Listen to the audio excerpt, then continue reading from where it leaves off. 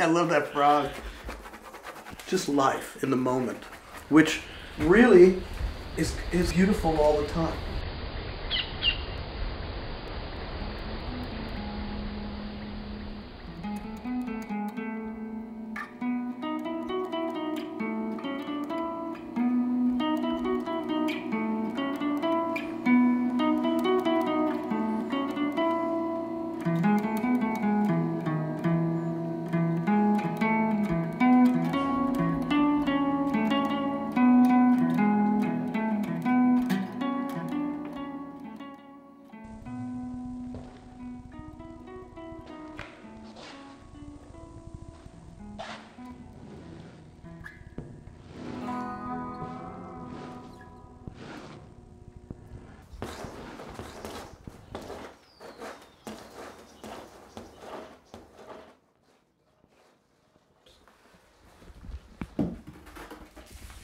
If you look at that painting, you know, you can't see how many layers of words there are. That thing was completely covered with words several times and painted over. And if you look closely at the surface, you'll see where, you know, there's like words buried under words, and it creates kind of like a hypertext.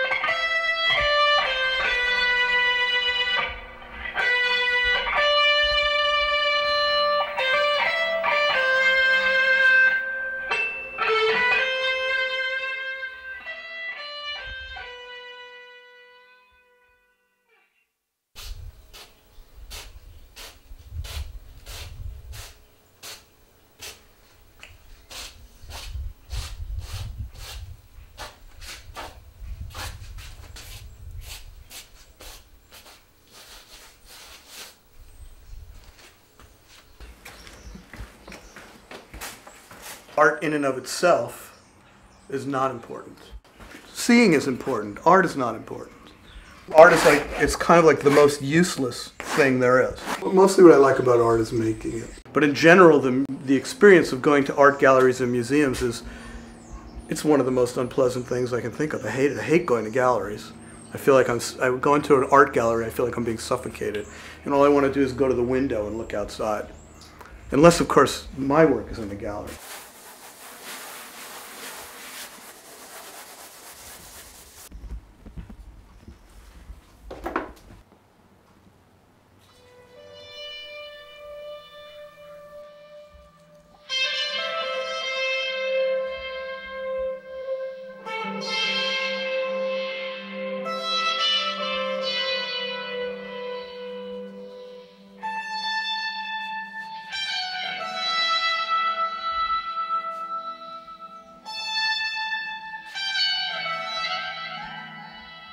Lots of fissures and cracks, and inside those cracks you can see colors that are not immediately apparent. There's all this push-pull of layers. Wherever I take you as a viewer in my paintings, I also like to continually be reminding you, in a way, that this is paint. And that I like to let paint be paint. And one of the things that paint does is it drips.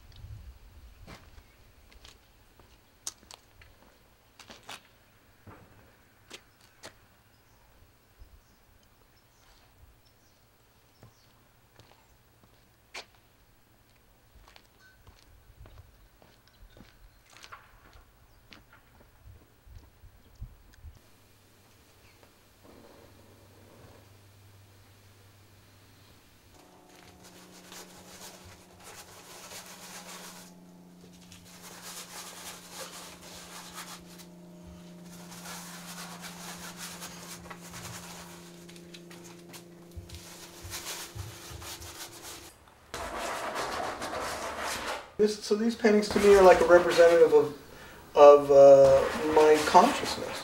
Spiritual ideas, mysticism, physics, space. It's suggestive of like nebula and the photos that you see from the Hubble. String theory, physics equations, poetry and sayings of Zen teachers and other mystical teachings. Gurdjieffian ray of creation. Words as if they were stars. It's about the mystery of creation. These paintings are the most true to who I am and what really interests me. And I don't care if people don't respond to them or dealers don't want to sell them. I'm making these paintings now because these are the paintings that I really want to make.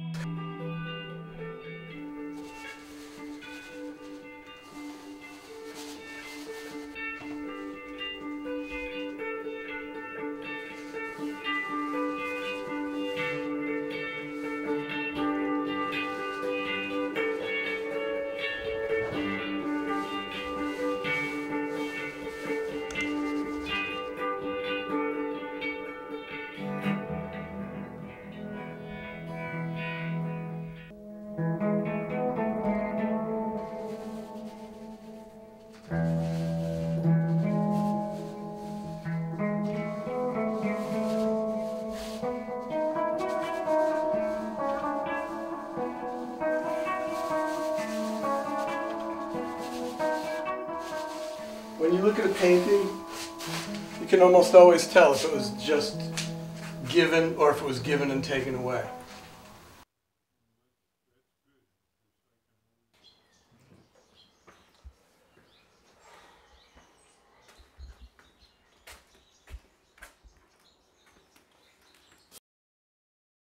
I have this one dealer who, only wants trees. I have another dealer who wants big, bold, red flowers. I have another dealer who loves maps. Another dealer who hates maps. One dealer who wants painting with language. Another one who doesn't want any language at all. And so, fortunately for me, I've attracted that group of dealers. So I get to, I can do what I want, and then I can send this here or that there.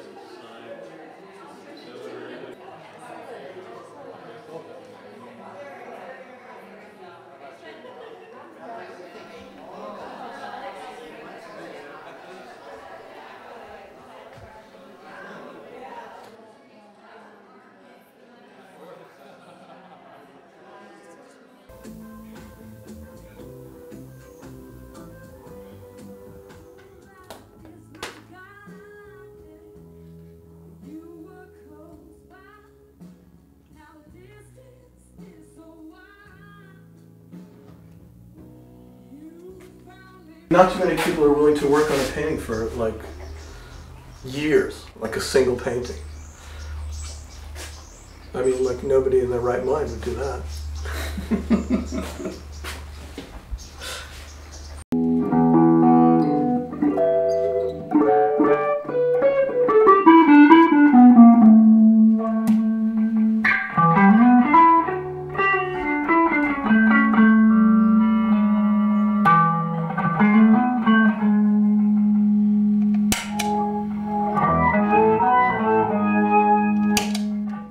Rags. It's the most important tool for a painter is a rag. More important than a brush. I heard an interview on the radio the other day with Richard Serra. Someone asked him if he had like advice for younger artists. He said, "Well, the only advice I have is don't go to the art store for your materials. Find your materials." That's really good advice. That's why I work with like sticks and bottles, and brushes are a part of it, but it's much more interesting to just sort of look around and see, oh, I can pick that thing out. There's a ruler there, or a stick, or a bottle, or a leaf, or a crumpled up piece of paper. I can paint with that, and then if I do that, something different's going to happen than if I just use just use a brush.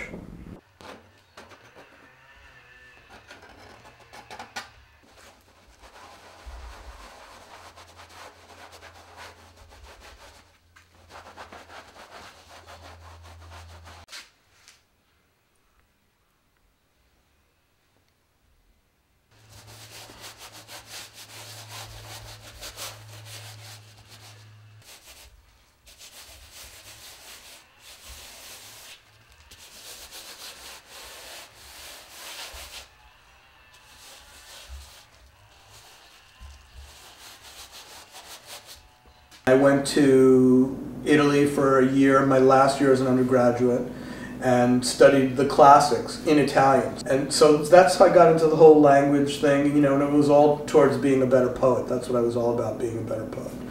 So I got into the master's program at the New College of California, which was a renegade program run by a bunch of poets: Robert Duncan, Diane di Prima, Anselm Hollow, Duncan McNaughton, Louis Patler. It was just a bunch of crazy poets running a school into the ground, which they did. But I was there before it wound up underground. But I was not trained as a painter. I never thought of myself as a painter the way I thought of myself as a poet. So I had a lot of freedom as a painter. And little by little, my energy of this need in me to always do something creative started to shift from writing to painting. This is cobalt violet. Very fugitive. It's very unstable, but it's really gorgeous, as you can see. It's phenomenal. If you mix, you know, blue with red, and you don't like what you get, it's really easy to remedy that. If you mix any color with white or black and you don't like what you get, you really have to wait till it's dry and paint over it. On the other hand, what you can do with black and white is infinite. The practice of painting is getting out of the way. You know, it's getting out of the way. And that's a lot of the practice of life, is getting out of the way. It's like surfing. I mean, the greatest surfer in the world cannot influence the waves, but he can learn how to navigate the waves in the most elegant way. I do feel that the impression that's continually coming into me of the birds all the time, and the trees and the vineyards and everything that's in bloom here, and the fact that this is basically rural environment, and that, you know, most of the time my studio is wide open to the outside, so that big door is open, and kind of the relationship between the inside and the outside is as minimal as I can make it. I do feel it really informs my work. I feel that although I'm not painting vineyards, that these paintings are growing up and sprouting here just like everything else, the trees and the vineyards and everything that is growing and sprouting here. I do feel very connected to the place that I'm in. And this is a great place to raise a kid. I love that Gabe gets to grow up here, and he does some work. He's an artist, and he gets to do some work around the house. He's doing painting the hood of a car now. He's painted a shed out back. You should check it out. On the weekends, Tanya's here, and we always have a great dinner together. It's really fantastic. How's it going, Gabe? Good. How many work sessions do you think that's going to be? You mean once I start painting? Yeah. Like one? Man, I'm in the wrong business. I mean, this is a small service. I've painted things that are like 5 times the size in like 20 minutes. Alright, here's that. Alright. Your father. Dad, come here. Yeah. Taking the dog for a quick look. What, kid? What's better? This stuff stinks. Dark with the light on the outside or light with the dark on the outside? And it's going to have a black outline, right? Yeah. So that's how I'll be doing the fill. Either Dark with the light on the outside. Really? Oh, No, I meant dark with the light on. Yeah. that's the Light one with I the dark thought. on the Yeah. outside. That's what I thought. Okay, that's in the outside. Yeah. Light with the dark on the outside.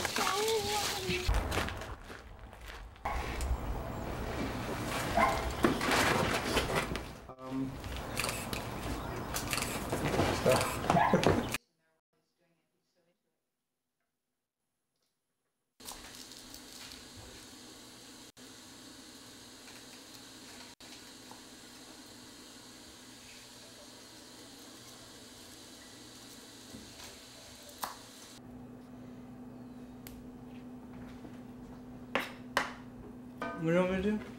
Why don't you take all this garlic, crush it up for me, and put it in this bowl.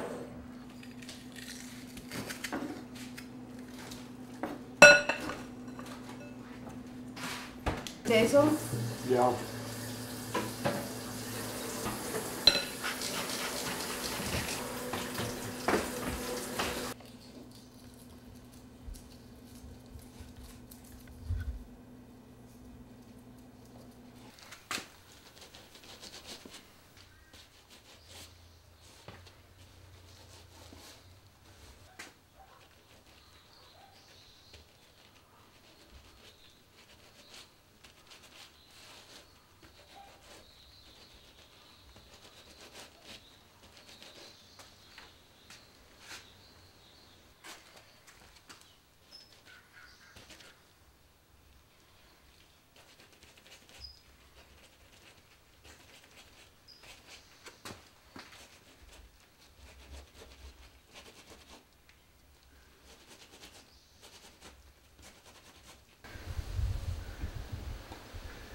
I need a break.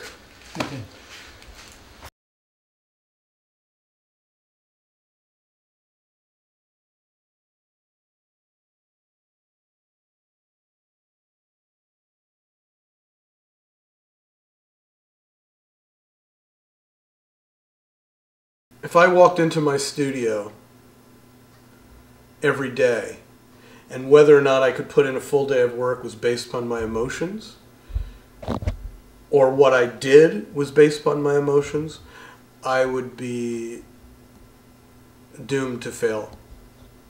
You know, if you can't, I think that's a mistake that a lot of people make. It's in life as well as in art. You know, anything that you can say about art, about painting, you can say, you know, painting is like a microcosm, a metaphor for life. It's like, I know people, I'm getting off on a tangent now, but people will often say, you know, what did you feel when you made that painting? And it's like, well, you know, the painting took me 5 years to make. I kind of felt like everything. You know, I felt the highest of the highs and the lowest of the lows. But I never let those feelings stop me from making the painting. You know, and I really think you just have to trust the process and surrender to it, and you just have to keep working, and eventually, you know, a painting will be there. And how good it is, if you use the word good to judge a painting, you know, is really, it's kind of like out of my hands. You know, I think what I definitely have indisputably, there's like no dispute about this. What I have as an artist is dedication. You know, whether or not a particular painting or a body of work is you know, good painting, great painting, mediocre painting, that is something that I can't say, you know, beyond dispute. But I can say beyond dispute that I'm dedicated, and it's through the work, through dedication, through showing up, through jumping up enough into the hand of God, that, you know, a body of work evolves. And it's independent of me, and it's independent of my emotions, even though I go through all the emotions, but I don't mistake the emotions for limiting or directing my work. Sometimes I can be in the studio, I can be really tired, or I can be feeling like kind of hangdog, or, you know, worrying about something, or preoccupied, but I'll still work the same as if I'm like top of the world, jumping up and down, Rocky, you know, feeling invincible. what happens in a given day in the studio based upon my emotional climate may have some significance in actually what comes out of me in that day. But because it's not watercolor painting, so it's not contingent upon it's going to look the way it is, it's a one-layer deal, it doesn't really matter, because I'm either building surface, or I'm delivering the finished product. I remember, like, early on when I would work on a painting, I would get so frustrated. I remember one time I took a brush and I threw it across the room and tore a hole through a painting that I'd been working on for 6 months and stuff. I couldn't imagine doing that kind of thing now. You know, it's like I think I was really immature as an artist then. You know, and I was more immature as a person, I guess. I thought, you know, I don't know. I guess I just wanted to know what it was like to do that. The practice of painting is getting out of the way. You know, it's getting out of the way. And that's a lot of the practice of life, is getting out of the way. It's like surfing. You know, it's life is just like surfing, is just like painting, it's just like making music, is just like being in relationship. It's kind of being able to, I mean, the greatest surfer in the world cannot influence the waves, but he can learn how to navigate the waves in the most elegant way. So when whatever is moving in me to make a particular painting or a particular body of work, I can't really influence that, but I can learn how to navigate what is moving in me in a way so that, you know, I don't fall on my face. And that's kind of, you know, how I work. I don't have a preconceived notion, or if I do have a preconceived notion, I'm totally willing to follow it in an utterly different. You know, I could spend 6 months making a painting, a flower painting, and then in one afternoon it can become a tree painting. And all of that work, 150 layers, all those hours are completely gone from what anyone will ever see. But they're in there. You know, they're in there, they're built into it in the way that, you know, a person's character is built into them at every moment of who they are. And you don't see them as a little kid on the swing, or, you know, falling and, you know, getting a boo-boo, or, you know, falling in love or breaking up. You see them how they are. But everything, all those things come to bear on who they are in the moment that you meet them. And the painting is the same way. It's like all those things are in there.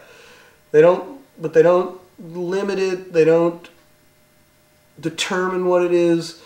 They're all just a part of the total experience of what the person is and what the painting is. I do feel like I am a nature painter. And by that, I mean not that I paint natural, even though, you know, it's flowers and trees and so forth.